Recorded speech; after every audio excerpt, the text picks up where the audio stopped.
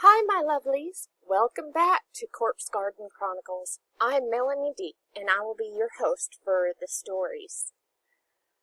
So, if you enjoy scary stories, please like and subscribe to my channel.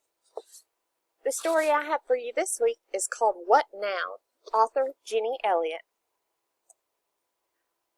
I sat up on the side of the bed and stood up. I suddenly felt like a rope from my chest was attached to a replica of myself that was still prone, unmoving, where I lay before. I could see a blue wispy strand, the width of my pinky finger, from me to it.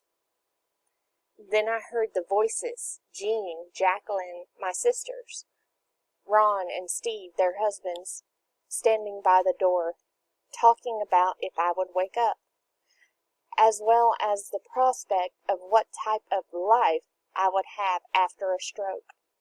But I'm standing right here. Why can't they see me? Next thing I know, a voice from behind me said, "You won't have to worry about that. When Daddy gets here, we will be leaving this realm until we have to get Mom." I whip around. I realized I can't walk any farther away from the bed. Standing in front of me is Annie. What?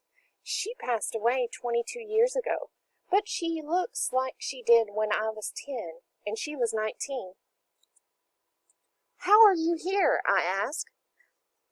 "It is nearing your time, and death is not one person. A loved one comes and gets each person as they die," she smiled. "What do you mean it's my time? Why would we have to come get Mom? I don't even know how I ended up in this hospital, attached to that thing on the bed." I ended up yelling. I realized I was afraid and just started crying. "What do you mean?" "Derek, please stop yelling. I understand this is confusing.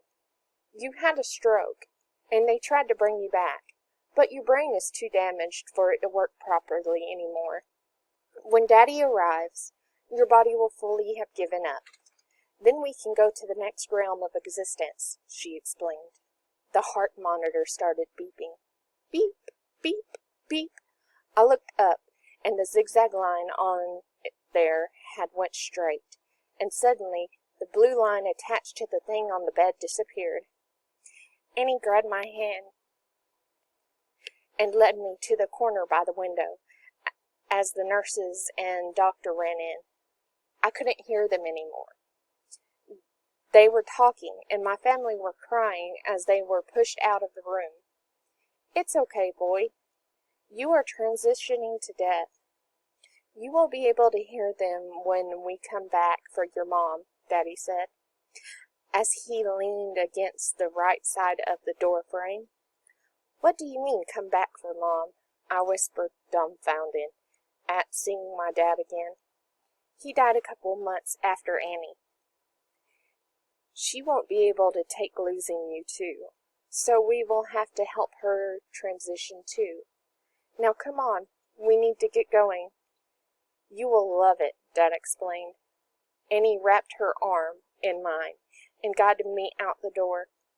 Our family is crying as they walk out the double doors. To the left, at the end of the hall, past the nurse's desk, a brilliant blue light with swirling white in it was at the right side on the end.